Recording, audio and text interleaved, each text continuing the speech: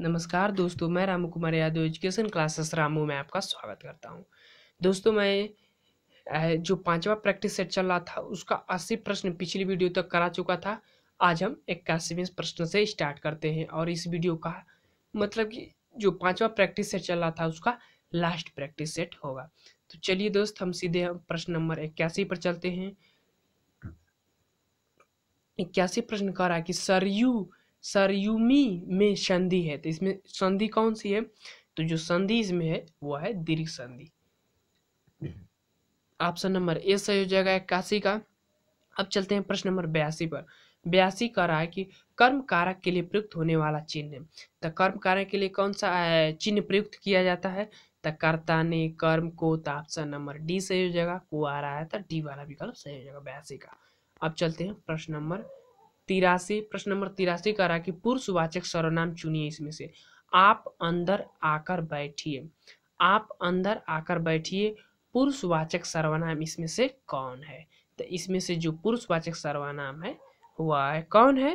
तो वह है आप।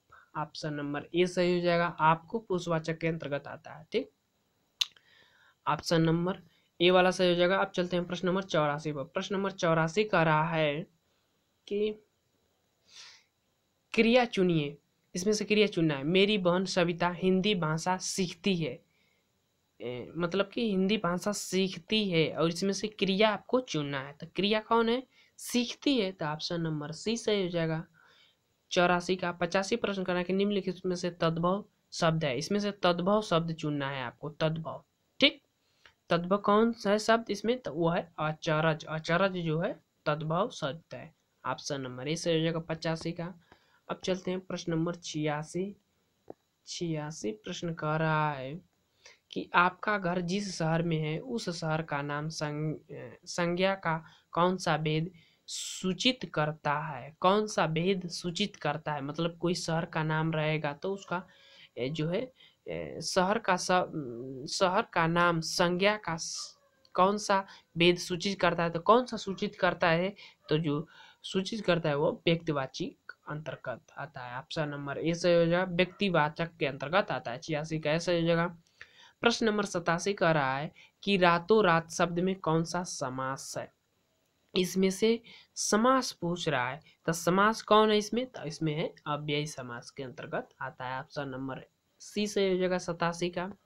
रातों रात में समास जो है अव्ययी समास आता है। ठीक, अब प्रश्न नंबर 88। प्रश्न नंबर 88 कह रहा है कि रत्नाकर का संधि विच्छेद होगा। रत्नाकर का संधि विच्छेद क्या होगा? तो रत्नाकर का जो संधि विच्छेद है रत्न प्लस आकर। ऑप्शन नंबर ए सही हो जाएगा। अगला प्रश्न देखते हैं। अगला प्रश्न कह रहा है कि आहट व आवट आस आदि किस प्रकार के तद्धित प्रत्यय हैं? ये किस प्रकार के तद्धित प्रत्यय, ठीक, ये शब्द के अंत में लगते हैं और ये प्रत्यय हैं और किस प्रकार के तद्धित प्रत्यय हैं? तो यह किस प्रकार के हैं? तो यह है भाववाचक के अंतर्गत आते हैं। ऑप्शन नंबर सी से हो जाएगा। अब चलते हैं प्रश्न नंबर 90 पर। प्रश्न नंबर 90 कह रहा है कि निम्नलिखित में से कौन सा शब्द कर्मवाच्य का उदाहरण है? कर्मवाच्य का इसमें से कौन सा उदाहरण है? तो जो कर्मवाच्य का उदाहरण है वह शीला से पढ़ा भी नहीं जाता। कर्मवाच्य के अंतर्गत आता है। शीला से पढ़ा भी नहीं जाता। तो इसमें जो है कर्मवाच्य के अंतर्गत आता है। इसमें कर्म की प्रधानता है। देखिए, पढ़ने के बाद ही पता चल जाता है। तो ऑप्शन नंबर ए सही हो जाएगा 90 का। अब चलते हैं प्रश्न नंबर 91। प्रश्न नंबर 91 कह रहा है कि अनुमान का विशेषण होगा। अनुमान का विशेषण क्या होगा? तो अनुमान का विशेषण अनुमानित होता है। तो ऑप्शन नंबर ए सही हो जाएगा 91 का। अब चलते हैं प्रश्न नंबर 92 पर। प्रश्न नंबर 92 कह रहा है कि भूतकाल में बदलिए। मैं सोती हूँ है, मैं सोती है, माँ सोती है। इसको भूतकाल में बदलना है आपको। तो भूतकाल में बदलेंगे तो कौन सा शब्द बनेगा, मतलब वाक्य बनेगा इसमें से? तो वह बनेगा कि माँ सोती थी। ऑप्शन नंबर बी से हो जाएगा 92 का। अब चलते हैं प्रश्न नंबर 93 पर। प्रश्न नंबर 93 कह रहा है कि ऐसन बात काबर करत थव का अर्थ क्या है? ऐसन बात काबर करत थव थव का अर्थ क्या है? भोजपुरी लगता है शब्द है। 93 का तो इसका अर्थ पूछ रहा है, तो इसका अर्थ क्या होगा? तो वह जो अर्थ होगा इसका, ऐसा बात क्यों करते हैं। ठीक, ये वाला ऑप्शन नंबर बी वाला विकल्प सही हो जाएगा। ठीक, 94 प्रश्न करा कि निम्नलिखित में से अनेकार्थी शब्द का दूसरा अर्थ बताइए। अजन्मा, अजन्मा का क्या होगा दूसरा अर्थ? अजन्मा का जो दूसरा अर्थ है वह ईश्वर होगा। अजन्मा ऑप्शन नंबर बी से हो जाएगा। 94 का। आप चलते हैं प्रश्न नंबर 95।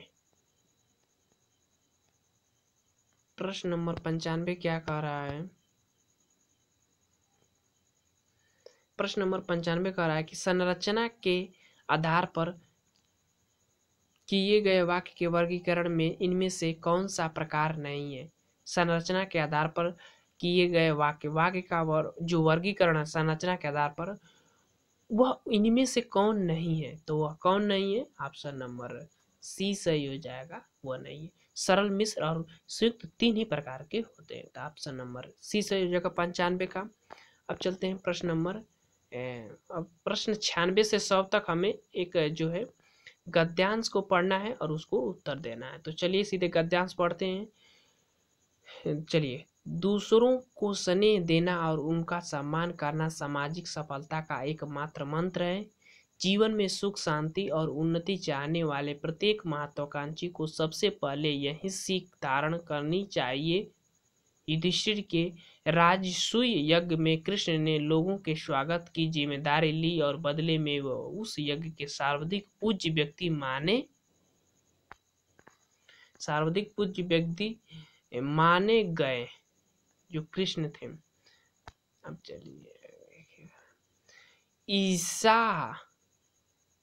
ईसा मसीह, गौतम बुद्ध, महावीर, महात्मा गांधी जैसे महान पुरुषों में रंगमंच रच मात्र की अभिमान न था।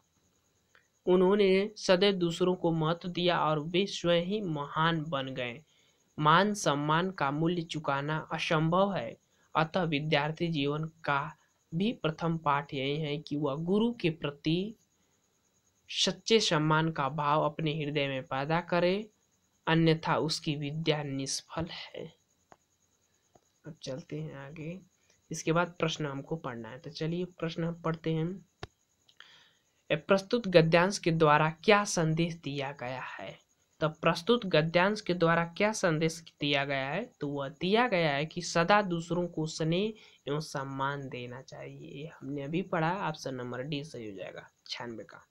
अब चलते हैं प्रश्न नंबर 97 पर। 97 प्रश्न कह रहा है 97 प्रश्न कह रहा है कि दिए गए विकल्पों में से स्वागत का संधि विच्छेद कौन सा विकल्प है? स्वागत का, तो स्वागत का जो संधि विच्छेद होता है सु प्लस आगत, ऑप्शन नंबर ए सही हो जाएगा 97 का। 98 प्रश्न कर रहा है कि रंग मात्र की अभिमान न था का तात्पर्य कौन सा विकल्प दर्शाता है? रच मात्र भी अभिमान न था, रच मात्र भी अभिमान न था का तात्पर्य कौन सा विकल्प दर्शाता है? तो वह विकल्प कौन सा दर्शा रहा है? जरा सा भी अभिमान न था, ऑप्शन नंबर सी सही हो जाएगा 98 का। अब चलते हैं प्रश्न नंबर 99 और 100 प्रश्न इस वीडियो का लास्ट रहेगा। 99 प्रश्न करा कि विद्यार्थी की विद्या कब निष्फल हो जाती है? तो जो विद्यार्थी की जो विद्या है वह तब निष्फल हो जाएगी जब वो गुरु का अनादर करने से, गुरु का आदर नहीं करेगा तो उसकी विद्या निष्फल हो जाती है, ऑप्शन नंबर 20 हो जाएगा 99 का। 100 प्रश्न करा है कि अक्ल पर पत्थर पड़ना मुहावरे का अर्थ है। अक्ल पर पत्थर पड़ना मुहावरे का अर्थ कौन सा है? तो वह बुद्धि भ्रष्ट होना, ऑप्शन नंबर सी सही हो जाएगा। तो ये था हमारा 100 प्रश्न। अब हमारा 5वां जो प्रैक्टिस सेट चल रहा था वो भी प्रैक्टिस सेट समाप्त होगा। तो चलिए दोस्त, वीडियो को अब समाप्त करते हैं। वीडियो पसंद आए तो चैनल को लाइक करें, शेयर करें, सब्सक्राइब करें। तो चलिए, thank you for watching this video.